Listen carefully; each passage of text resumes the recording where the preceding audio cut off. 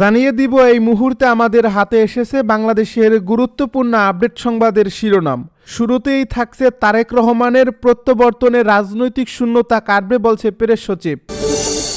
এদিকে বিএনপি নেতা মির্জা ফখরুলের মন্তব্য, এবারের নির্বাচনে তারেক রহমানের নেতৃত্বে আমরাই জয় হব। আরও জানাবো অবশেষে হাসপাতালে মায়ের পাশে বিএনপি নেতা তারেক রহমান। এদিকে জাতির উদ্দেশ্যে তারেক রহমানের পূর্ণাঙ্গ ঐতিহাসিক ভাষণ। সব শেষে জানিয়ে দিব সংবর্ধনা মঞ্চে আলিশান চেয়ার সরিয়ে প্লাস্টিকের চেয়ারে বসলেন তারেক রহমান। এতক্ষণ শুনছিলেন হাতে থাকা আপডেট সংবাদের শিরোনাম, এবারে বিস্তারিত। তবে তার আগে অনুরোধ রইল ভিডিওটিতে একটি লাইক এবং কমেন্ট করে জানিয়ে দিন ভিডিও সম্পর্কে আপনার মূল্যবান মতামত। আরও জানিয়ে দিন ভিডিওটি কোথা থেকে দেখছেন বা কোন জেলা থেকে দেখছেন। তারেক রহমানের প্রত্যাবর্তনে রাজনৈতিক শূন্যতা কাটবে জানালো প্রেস সচিব। বিএনপির ভারপ্রাপ্ত চেয়ারম্যান তারেক রহমানের দেশে ফেরায় বাংলাদেশের রাজনৈতিক পরিসরে যে শূন্যতা রয়েছে তা পূরণ হবে, এমন মন্তব্য করেছেন প্রধান উপদেষ্টার প্রেস সচিব শফিকুল আলম। বৃহস্পতিবার বড়দিন উপলক্ষে খ্রিস্টান সম্প্রদায়ের সঙ্গে শুভেচ্ছা বিনিময় শেষে রাজধানীর তেজগাঁওয়ের পবিত্র জপমালা রানী গির্জায় সাংবাদিকদের এক প্রশ্নের জবাবে তিনি একথা বলেন। শফিকুল আলম বলেন, দেশে বাস্তব অর্থেই একটি রাজনৈতিক শূন্যতা বিদ্যমান। তারেক রহমানের আগমনে সেই শূন্যতা পূরণের সুযোগ তৈরি হয়েছে। দীর্ঘ 17 বছর নির্বাসিত জীবন শেষে আজ দেশে ফিরেন তারেক রহমান। তাকে বহনকারী বাংলাদেশ এয়ারলাইন্সের ফ্লাইটটি যুক্তরাজ্যের লন্ডন থেকে সকাল 9টা 56 সিলেট পৌঁছায়। সেখানে যাত্রা বিরতির পর বেলা 11টা 39 ফ্লাইটটি ঢাকার হজরত শাহজালাল আন্তর্জাতিক বিমানবন্দরে অবতরণ করে। তারেক রহমানকে স্বাগত জানিয়ে প্রেস সচিব বলেন, তিনি দেশের সবচেয়ে বড় রাজনৈতিক দলের নেতা। তার দেশে ফেরা রাজনীতিতে ইতিবাচক প্রভাব ফেলবে। এবারের নির্বাচনে তারেক রহমানের নেতৃত্বে আমরা জয়ী হব বলছে বিএনপি নেতা ফখরুল। 2026 সালের 12 ফেব্রুয়ারি যে নির্বাচন অনুষ্ঠিত হবে সেই নির্বাচনে বিএনপির ভারপ্রাপ্ত চেয়ারম্যান তারেক রহমানের নেতৃত্বে আমরা জয়ী হব বলে মন্তব্য করেছেন দলটির মহাসচিব মির্জা ফখরুল ইসলাম আলমগীর। আজ বৃহস্পতিবার রাজধানীর পূর্বাচলে তারেক রহমানকে দেওয়া গণসংবর্ধনা অনুষ্ঠানে বক্তব্যে তিনি একথা বলেন। বিএনপি নেতা মির্জা ফখরুল বলেন, 2024 সালের 5 অগাস্ট তারেক রহমানের নেতৃত্বে আমরা ফ্যাসিস্ট বিদায়ী করেছি। তারেক রহমানের নেতৃত্বে কঠিন পথ পাড়ি দিয়েছি। তারেক রহমানের নেতৃত্বে 2026 সালে আমরা জয়ী হব।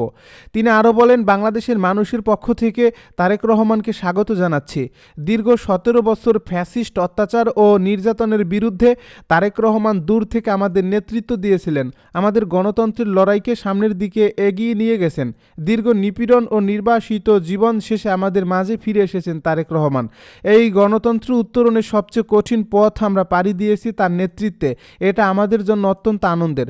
তারেক রহমান এবং এভার কেয়ার হাসপাতালে চিকিৎসাধীন বিএনপির চেয়ারপারসন বেগম খালেদা জিয়ার জন্য দোয়া কামনা করে বিএনপি নেতা ফখরুল বলেন, তারেক রহমানের নেতৃত্বে আমরা যেন আগামী 12 ফেব্রুয়ারি নির্বাচনে জয়ী হয়ে গণতন্ত্র আইনের শাসনের প্রতিষ্ঠা করতে পারি এবং আমাদের তারেক রহমানের 31 দফাকে বাস্তবায়ন করতে পারি। অবশেষে হাসপাতালে মায়ের পাশে তারেক রহমান। দীর্ঘ 17 বছর পর দেশে ফিরে অবশেষে হাসপাতালে মায়ের পাশে তারেক রহমান। রাজধানীর 300 ফিট এলাকায় সংবর্ধনা অনুষ্ঠান শেষে বৃহস্পতিবার সন্ধ্যায় এভার কেয়ার হাসপাতালে পৌঁছায় তারেক রহমানকে বহনকারী লাল সবুজ রঙের গাড়িটি। বৃহস্পতিবার 5টা 54 দিকে তারেক রহমান হাসপাতালে প্রবেশ করেন। 5টা 50 দিকে তারেক রহমানকে বহন করা লাল সবুজ বাসটি এভার কেয়ার হাসপাতালের গেটে এসে থামে। পরে হাসপাতালের গেটে গাড়ি থেকে নেমে দলের নেতাকর্মীদের সঙ্গে হেঁটে হাসপাতালের ভেতরে প্রবেশ করেন তিনি। তবে হাসপাতালে প্রবেশের আগে থেমে থেমে কয়েকবার হাসপাতালের সীমানার ফাঁক দিয়ে উচ্ছ্বসিত নেতাকর্মীদের সঙ্গে হাত মেলান তিনি। হাসপাতালে তারেক রহমানের সঙ্গে বিএনপির স্থায়ী কমিটির সদস্য সালাউদ্দিন আহমদ, এজেডএম জাহিদ হোসেন সহ দলের শীর্ষ পর্যায়ের নেতারা উপস্থিত ছিলেন। জুলাই 36 এক্সপ্রেসওয়েতে গণসংবর্ধনা স্থলে বক্তৃতা শেষে তারেক রহমান এভার কেয়ার হাসপাতালের উদ্দেশ্যে রওনা দেন। তবে নেতাকর্মীদের ভিড়ের কারণে তাকে বহনকারী গাড়ি হাসপাতালে পৌঁছতে দেরি হয়। পথে সড়কের দুই পাশে ছিল হাজারো নেতাকর্মী। প্রিয় নেতাকে এক নজর দেখার জন্য সড়কে দীর্ঘ সময় অপেক্ষা করছিলেন তারা। তারেক রহমানও নেতাকর্মীদের প্রতি হাত নেড়ে এই ভালোবাসার জবাব দেন। এর আগে বিএনপির ভারপ্রাপ্ত চেয়ারম্যান তারেক রহমানকে বহনকারী বিমানটি বৃহস্পতিবার সকাল 10টায় সিলেট ওসমানী আন্তর্জাতিক বিমানবন্দরে অবতরণ করে। এর কিছুক্ষণ আগে তারেক রহমান তার ভেরিফাইড ফেসবুক পেজে এক স্ট্যাটাসে আবেগঘন বার্তায় লিখেছিলেন, দীর্ঘ 6314 দিন পর বাংলাদেশের আকাশে। জাতির উদ্দেশ্যে তারেক রহমানের পূর্ণাঙ্গ ঐতিহাসিক ভাষণ। বিএনপির ভারপ্রাপ্ত চেয়ারম্যান তারেক রহমান দীর্ঘ ১৭ বছর পর ঐতিহাসিক স্বদেশ প্রত্যাবর্তন করছেন। বৃহস্পতিবার বেলা 12:15টার দিকে ঢাকা হযরত শাহজালাল আন্তর্জাতিক বিমানবন্দরে অবতরণ করছেন তিনি। বিমানবন্দরের আনুষ্ঠানিকতা শেষ করে রাজধানীর ৩০০ ফিট এলাকার ৩৬ জুলাই এক্সপ্রেসওয়েতে গণসংবর্ধনায় যোগ দেন। বিমানবন্দর থেকে সংবর্ধনা স্থল পুরো পথে ছিল লাখো নেতাকর্মীর স্রোত। তারেক রহমানও পুরো পথে সবাইকে হাত নেড়ে অভিবাদন জানান। সংবর্ধনা স্থলে পৌঁছে তারেক রহমান উপস্থিত লাখ লাখ নেতাকর্মী ও সারা দেশের মানুষের উদ্দেশ্যে এক ঐতিহাসিক ভাষণ দেন। পাঠকদের জন্য তারেক রহমানের পূর্ণাঙ্গ ভাষণ হুবহু তুলে ধরা হলো। তারেক রহমানের এই ঐতিহাসিক ভাষণটি ছিল, প্রিয় বাংলাদেশ, উপস্থিত প্রিয় মুরব্বীবর্গ, মঞ্চে উপস্থিত জাতীয় নেতৃবৃন্দ, আমার সামনে উপস্থিত প্রিয় ভাই ও বোনেরা এবং মিডিয়ার মাধ্যমে সমগ্র বাংলাদেশ থেকে যারা দেখছেন এই অনুষ্ঠান, প্রিয় ভাই বোনেরা, প্রিয় মা বোনেরা, আসসালামু আলাইকুম। প্রিয় ভাই ও বোনেরা, আজ প্রথমেই আমি রাব্বুল আলামিনের দরবারে হাজারো লক্ষ কোটি শুকরিয়া জানাতে চাই। রাব্বুল আলামিনের অশেষ রহমতে আজ আমি প্রিয় মাতৃভূমিতে ফিরে আসতে পেরেছি, আপনাদের দোয়ায়, আপনাদের মাঝে। প্রিয় ভাই ও বোনেরা, আমাদের এই প্রিয় মাতৃভূমি 1971 সালে লাখো শহীদদের রক্তের বিনিময়ে অর্জিত হয়েছিল। ঠিক একইভাবে 75-এ আবার 7ই নভেম্বর আধিপত্যবাদীদের হাত থেকে রক্ষার জন্য সেদিন সিপাহী জনতার বিপ্লবের মাধ্যমে আধিপত্যবাদের হাত থেকে দেশকে রক্ষা করা হয়েছিল। একইভাবে পরবর্তীত 90-এর স্বৈরাচারের বিরুদ্ধে এদেশের জনগণ, এদেশের খেটে খাওয়া মানুষ তাদের গণতান্ত্রিক অধিকার ছিনিয়ে এনেছিল, কিন্তু তারপরেও ষড়যন্ত্রকারীদের ষড়যন্ত্র থেমে থাকেনি।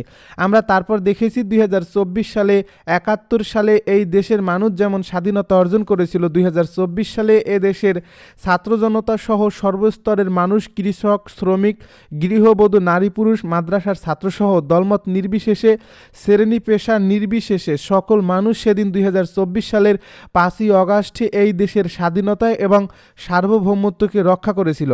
প্রিয় ভাই ও বোনেরা, আজ বাংলাদেশের মানুষ কথা বলার অধিকার ফিরে পেতে চায়, তারা তাদের গণতান্ত্রিক অধিকার ফিরে পেতে চায়। বাংলাদেশের মানুষ চায় তারা তাদের যোগ্যতা অনুযায়ী ন্যায্য অধিকার পাবে। সংবর্ধনা মঞ্চে আলিশান চেয়ার সরিয়ে প্লাস্টিকের চেয়ারে বসলেন তারেক রহমান।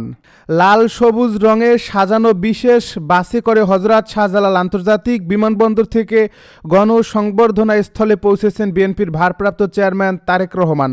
বৃহস্পতিবার বেলা 3:50 দিকে তিনি মঞ্চে ওঠেন। তবে মঞ্চে উঠে তিনি তার জন্য বরাদ্দ আলিশান চেয়ার সরিয়ে রেখে সাধারণ একটি প্লাস্টিকের চেয়ার টেনে সেটাতে বসেন। এরপর সামনে থাকা লাখো জনতার উদ্দেশ্যে হাত নাড়েন। তার সঙ্গে বিএনপির নেতারা রয়েছেন। মঞ্চে উঠে নেতাকর্মীদের উদ্দেশ্যে হাত নাড়েন তারেক রহমান। এর আগে লাখো জনতার মাঝ দিয়ে সংবর্ধনা মঞ্চের দিকে তিনি এগিয়ে যান। বিমানবন্দর থেকে তিনি রওনা দেন রাজধানীর 300 ফিট এলাকার সংবর্ধনা স্থলে। রাস্তায় উপস্থিত বিপুল জনতার ঢল দেখতে দেখতে রাজধানীর পূর্বাঞ্চলে গণসংবর্ধনা স্থলে এগিয়ে যায় তারেক রহমানের বাস। পরে মঞ্চে ওঠেন বিএনপির ভারপ্রাপ্ত চেয়ারম্যান। ওই সময় বিএনপির নেতাকর্মীরা প্লাকার্ড, ব্যানার ও ফুল হাতে রাস্তার দুপাশে দাঁড়িয়েছেন। তারা তারেক রহমানের আগমন, শুভেচ্ছা, স্বাগতম, দেশ নেতার আগমন, শুভেচ্ছা, স্বাগতম স্লোগান দিচ্ছেন। তারেক রহমানে বাসের মধ্যে থেকে হাত নেড়ে অভিবাদন জানাতে জানাতে এগিয়ে আসেন। জুলাই এক্সপ্রেসওয়ে জুড়ে বিএনপি নেতাকর্মীদের বিপুল উপস্থিতি দেখা গেছে। সঙ্গে রয়েছে আইনশৃঙ্খলা রক্ষাকারী বাহিনী।